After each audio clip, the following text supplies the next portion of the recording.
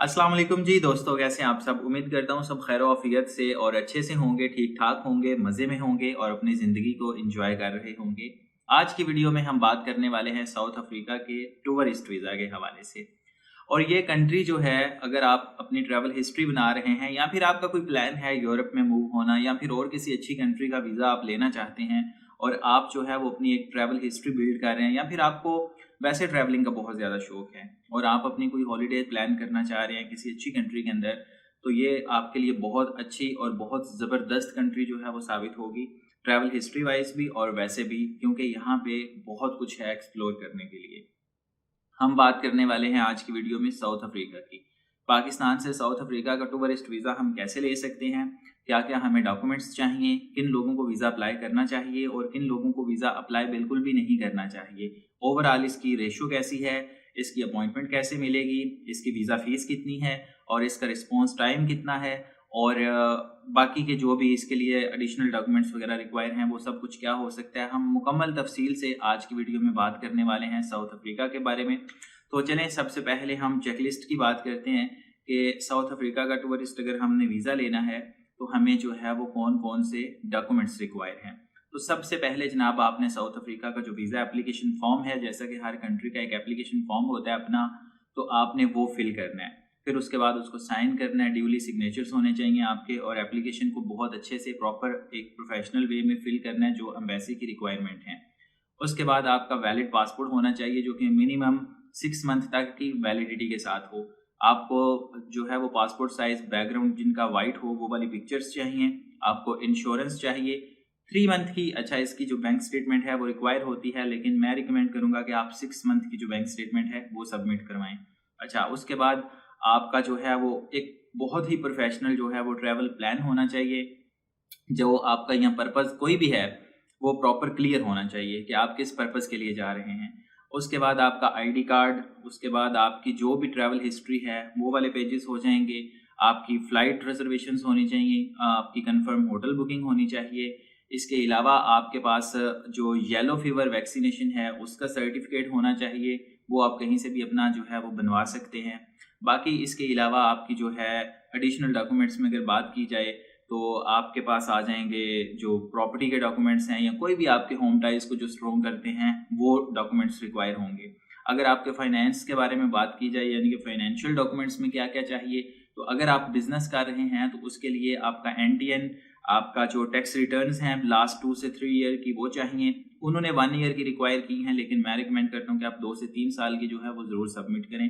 आपकी एप्लीकेशन बहुत स्ट्रॉन्ग हो जाएगी, क्योंकि जितना आप कुछ एम्बेसीज ऐसी होती हैं जैसे जापान की अगर बात की जाए तो वो आपसे एक्स्ट्रा डॉक्यूमेंट्स नहीं लेते, वो जो भी आप उनको देते हो वो ले लेते हैं। कुछ एम्बेसीज ऐसा होती हैं जिनको आप थोड़े से अगर अपने डॉक्यूमेंट्स प्रॉपर दिखाते हैं तो वो आपकी अथेंटिसिटी और एक आपके स्ट्रॉन्ग होम टाइज जो हैं या एक अथेंटिक बिजनेस जो है वो शो करवाते हैं कि बंदा जो है ये वेल स्टेबल है, इसके फाइनेंस जो हैं वो अच्छे हैं और अपनी ट्रिप को सपोर्ट कर सकता है। अच्छा, आपके टैक्स रिटर्न्स हो गए, अगर आपने चैम्बर ऑफ कॉमर्स के अंदर अपनी रजिस्ट्रेशन की है तो वो हो सकती है। इसके अलावा अगर आपने अपना SECP के अंदर बिजनेस रजिस्टर किया हुआ है या फिर आपकी प्राइवेट लिमिटेड कंपनी है तो आपकी कंपनी का NTN और उसके जो बिजनेस और टैक्स रिटर्न्स के डॉक्यूमेंट्स हैं, रजिस्ट्रेशन के डॉक्यूमेंट्स हैं वो चाहिए होंगे। तो ये सारे जो बिजनेस होल्डर है उनके लिए है। जो लोग जॉब करते हैं उनको जॉब जो एनरोलमेंट लेटर है वो चाहिए होगा, NOC चाहिए होगा, लीव लेटर चाहिए होगा और सैलरी स्लिप्स जो हैं वो 3 से 6 मंथ की रिक्वायर होंगी। तो ये डॉक्यूमेंट्स जो हैं वो जॉब होल्डर्स और बिजनेसमैन के लिए हैं। इसके अलावा अगर आप स्टूडेंट हैं, आप स्टडी कर रहे हैं, तो आप साउथ अफ्रीका घूमना चाहते हैं, तो आपको जो ये डॉक्यूमेंट्स तो रिक्वायर होंगे ही, लेकिन साथ में आपको अपना जो यूनिवर्सिटी का या स्कूल कॉलेज का कार्ड है वो चाहिए होगा स्कूल की तरफ से, जो आपका वेरीफाई करे कि आपका जो यहाँ पे एडमिशन है या ओवरऑल जो आप वहाँ पे स्टडी कर रहे हैं वो उनके रजिस्टर यानी कि उनके रिकॉर्ड में होना चाहिए। वो चीज़ आपने उनसे लेनी है और उसके बाद आपकी जो हॉलीडेज लेटर हैं वो आपने अपने स्कूल से एक बनवा लेना है। बाकी उसके बाद अगर आपकी एज 18 साल से कम है तो उस केस में आपके जो पेरेंट्स होंगे, अगर जाहिर है अगर आप 18 से कम हैं तो फिर आप किसी न किसी फैमिली के साथ ही हॉलीडेज पे जाएंगे, तो आपकी फैमिली की तरफ से जो कंसेंट लेटर है वो एक रिक्वायर होगा पेरेंट्स की तरफ से, जिसे बोला जाता है कि कंसेंट लेटर, जो अपने बच्चे को अलाउ कर रहे हैं या फिर अगर वो अकेला भी जा रहा है तो वो रिक्वायर करेंगे कि ठीक है जी आप जाओ घूम फिर के आओ, या आगे किसी बंदे ने इनवाइट किया तो उसके डॉक्यूमेंट्स चाहिए होंगे। अच्छा, जब आप ये सारे डॉक्यूमेंट्स प्रिपेयर कर लेंगे, उसके बाद आपने अपनी अपॉइंटमेंट लेनी है VFS से। ये ऑनलाइन आपको बुक करनी पड़ेगी और आप वॉक इन भी जा सकते हैं। उसके बाद जब आपकी सबमिशन होगी तो इसकी जो वीज़ा फ़ीस है वो ऑलमोस्ट तकरीबन 3,500 से 4,000 रुपया है, लेकिन सारे चार्जेस वगैरह मिला के 7 से 8,000 रुपया जो है इसकी वीज़ा फ़ी है वो ऑलमोस्ट बन जाती है आजकल की डेट के अकॉर्डिंग। अच्छा, उसके बाद आपकी जो है वो सबमिशन हो जाएगी। और अगर एम्बेसी के प्रोसेसिंग टाइम के हवाले से बात की जाए तो वो ऑलमोस्ट 25 से 35 दिन का जो टाइम है आजकल वो ले रहे हैं रिस्पॉन्स टाइम में। अच्छा, अब किन लोगों को अप्लाई करना चाहिए? जिन लोगों की बैंक स्टेटमेंट जो है वो बहुत प्रॉपर अच्छे तरीके से मेंटेन बनी हुई है, उनके फाइनेंस जो हैं वो ठीक प्रॉपर अच्छे तरीके से मेंटेन हैं, उसके बाद उनके जो बिजनेस के डॉक्यूमेंट्स हैं वो प्रॉपर क्लियर हैं और थोड़ी बहुत उनकी ट्रैवल हिस्ट्री है, तो उनको जो है कम से कम 2 से 3 कंट्रीज़ की अगर आपकी ट्रैवल हिस्ट्री है तो बहुत अच्छी बात है। इससे ज़्यादा हो तो फिर तो समझें कि बहुत प्लस पॉइंट है।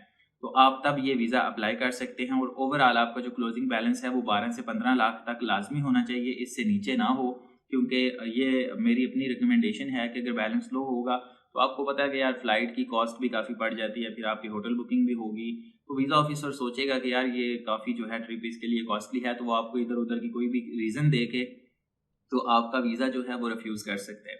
तो आपने कोशिश करनी है कि आपका बैलेंस जो है वो बहुत अच्छे से हो और प्रॉपर मेंटेन हो। अगर आपके पास 2 अकाउंट हैं, एक आपके बिज़नेस का है और एक आपका पर्सनल है या सेविंग अकाउंट भी हैं, तो आप वो दोनों सबमिट करवा दें, ठीक है? और लाज़मी सबमिट करवाएँ। ये कुछ लोग ऐसा होता है वो सिर्फ़ पर्सनल अकाउंट की सबमिशन करवाते हैं, अपने बिज़नेस की नहीं करते, तो वहाँ से भी वो फिर वीज़ा ऑफिसर के ज़हन में आता है कि ये बंदे के फाइनेंस किस तरह के हैं, क्योंकि उनका ज़्यादा जो यूज़ हो रहा होता है वो बिज़नेस होता है, पर्सनल के अंदर बस उनकी अपनी सेविंग्स वगैरह होती हैं, तो वो उनको वो चीज़ जो है वो दिखाते हैं। तो अगर आप साथ में बिजनेस अकाउंट भी लगा दें तो वो मज़ीद आपके जो टाइज़ को स्ट्रॉन्ग कर सकता है, ठीक है? और आपके फाइनेंस वीज़ा ऑफिसर अच्छे से मॉनिटर कर सकता है कि हाँ, ओवरऑल इसकी जो भी रेशो चल रही है बैंक स्टेटमेंट की वो ठीक जा रही है। तो आप जो है वो तब अप्लाई कर सकते हैं। अब जिन लोगों के पास ये जो मैंने डॉक्यूमेंट्स बताए हैं वो अगर नहीं हैं या आपकी ट्रैवल हिस्ट्री बिल्कुल भी नहीं है, तो आप फिर परहेज़ करें इस वीज़े को अप्लाई करने से। आप पहले बाकी जो छोटी-मोटी कंट्रीज़ हैं उनका वीज़ा लें, फिर आप एक तरतीब के साथ जो है वो अपना पैटर्न बनाएँ, फिर आहिस्ता-आहिस्ता इंशाल्लाह आपको अपनी जो है वो जर्नी मिल जाएगी, अपनी मंज़िल मिल जाएगी। आप जो है बहुत सारे लोग ऐसे होते हैं जो जल्दी के चक्कर में पहले ही बड़ा स्टेप लेते हैं।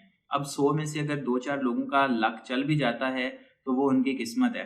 आप देखते हैं कि यार फलाँ बंदे का फ्रेश पासपोर्ट पे कनाडा का वीज़ा लग गया, अमेरिका का लग गया, ये हो गया, यूरोप का लग गया, वो हो गया। तो वो 100 में से कह लें कि जिनका लक चल जाता है तो चल जाता है। जो बाकी लोग होते हैं वो बेचारे ऐसे ही 2, 10, 12, 13 की जो स्टैंडर्ड रिफ्यूज़ल्स हैं वो लेके ज़लील होते रहते हैं। तो आप कोशिश करें कि आप पहले से ही एक अपना माइंडसेट बनाएँ कि मेरी यार मंज़िल वो है और उसके बीच का जो रास्ता है वो मुझे अच्छे से अचीव करना है। तो एक पैटर्न के साथ चलें, या तो आपके होम टाइज़ इतने स्ट्रॉन्ग होना चाहिए कि यूरोप आपको जो है वो डायरेक्ट वीज़ा दे, या फिर आपकी ट्रैवल हिस्ट्री इस काबिल होनी चाहिए कि उनको लगे कि आप एक जेन्युइन जो है वो ट्रैवलर हो, ठीक है? एम्बेसीज़ जो हैं वो हमें वीज़ा देने के लिए ही बैठी हुई हैं, लेकिन आप उनको कोई स्ट्रॉन्ग जो है वो रीज़न दें ताकि उनको भी पता चले कि यार बंदा जो है वाक़ई इसके पास कुछ ना कुछ है यहाँ पे, तो ये चिल करने जा रहा है। अच्छा जी, अब ये बात होगी कि किन लोगों को नहीं करना चाहिए। वीज़ा फ़ीस की भी बता दी बात मैंने और रिस्पॉन्स टाइम भी बता दिया। अब ये सारा प्रोसेस करने के बाद आपको जो है वो VFS की तरफ से कॉल आ जाएगी जब आपका डिसीजन आएगा। अगर रिफ्यूज़ करते हैं तो रिफ्यूज़ल लेटर में रीज़न भी बता देंगे आपको। अगर रिफ्यूज़ नहीं होता तो ऑब्वियसली आपको जो है वो स्टिकर मिल जाएगा। इसके बाद आप अपना जो है वो ट्रैवल करें। जोहान्सनबर्ग जा सकते हैं आप, केप टाउन जाएँ, दुरबान जाएँ, बहुत अच्छी जगह हैं, बीचेस बहुत अच्छे हैं यहाँ के। उसके बाद वाइल्ड लाइफ जो है आप एंजॉय कर सकते हैं। थोड़ा बहुत रिस्की है क्योंकि इतनी ज़्यादा सिक्योरिटी जो है वो टूरिस्ट को प्रोवाइड नहीं की जाती, मैं ऐसा सुनने में आया है। लेकिन फिर भी आप जो है वो अपना दिन के वक्त घूम फिर सकते हैं। एज ए सिक्योरिटी आप वहाँ के किसी भी लोकल को या अपने होटल से रिक्वेस्ट करके आप अपने साथ कोई भी सिक्योरिटी गार्ड या वहाँ का जो भी वो स्टाफ आपको कोऑपरेट करता है आपके साथ, तो वो आप उनकी एडवाइस को फॉलो करते हुए अपनी सेफ्टी के लिए अपनी जो है वो ट्रिप एंजॉय कर सकते हैं। लेकिन इतना ज़्यादा रिस्की नहीं है। आप केप टाउन चले जाएँ या दुरबान चले जाएँ या फिर जोहान्सनबर्ग आप जाते हैं तो मेन जो इनकी सिटीज़ हैं वहाँ पे मसला नहीं है। अगर आप बहुत आउटसाइड पे जाते हैं तो फिर ऑब्वियसली आपको पता है वो कोई भी कंट्री हो उनमें थोड़ा बहुत ऊंच नीच जो है वो हो ही जाता है। तो ओवरऑल जनाब ये वीडियो थी साउथ अफ्रीका के बारे में। तो अगर आपकी यूरोप या फिर कोई और अच्छी कंट्री ड्रीम है और आप ट्रैवल हिस्ट्री भी अपनी बना रहे हैं तो मेरी रिकमेंडेशन है कि आप साउथ अफ्रीका का वीज़ा लाजमी अप्लाई करें और साउथ अफ्रीका का जो टूर है वो करके आएँ। इस टूर को करने के लिए अगर आप इत्तेहाद या फिर कतर या फिर कोई सऊदीया की एयरलाइन लेते हैं तो कोशिश करें कि 2 से 4 दिन का बीच में ट्रांजिट ले लें, ताकि आप खाली साउथ अफ्रीका को विज़िट ना करें, उसके साथ साथ आपकी एक और कंट्री जो है वो ऐड हो जाए। अगर आप कतर की टिकट लेंगे तो कतर आपको पता है वीज़ा दे देगा, 1-2 दिन आपका वहाँ पे भी जो है वो ट्रैवल हो जाएगा कतर के अंदर, और आगे आप जो है वो साउथ अफ्रीका भी चले जाएंगे। क्योंकि किसी भी एयरलाइन का वन वे जो ट्रांजिट होता है वो ज़्यादा होता है, अगर जाती दफ़ा ज़्यादा है तो वापसी पे बहुत कम होगा, अगर जाती दफ़ा बहुत कम है तो फिर वापसी पे बहुत ज़्यादा होगा। तो आप उस चीज़ की जो है वो अपॉर्चुनिटी ले सकते हैं, उससे फ़ायदा उठा के तो आप एक तीर पे 2 निशाने जो हैं वो मार सकते हैं। ठीक है, तो चले, इसमें काफ़ी सारी आपको टिप्स भी मिल गई हैं और उसके बाद आपको सारी जो इन्फॉर्मेशन रिक्वायर्ड थी वो भी मैंने बता दी है। अपना बहुत सारा ख्याल रखें, मुझे दुआओं में ज़रूर याद रखें, और अगर आपने ये वीज़ा मेरे थ्रू प्रॉपर अच्छे वे में अपना प्रोसेस करवाना हो तो व्हाट्सएप का नंबर गिवन है, आपके पास अगर सारे डॉक्यूमेंट्स कंप्लीट हैं तो आप मेरे साथ कॉन्टैक्ट कर सकते हैं। तो हम इंशाल्लाह आपकी जो फाइल है उसको प्रॉपर अच्छे तरीके से इंशाल्लाह बनाएंगे, ताकि आपके वीज़ा के चांसेस जो हैं वो मैक्सिमम हो सकें और आपको वीज़ा मिल जाए। दुआओं में याद रखिएगा, मिलते हैं किसी अगली वीडियो में। Till then take care, bye bye, Allah हाफिज़।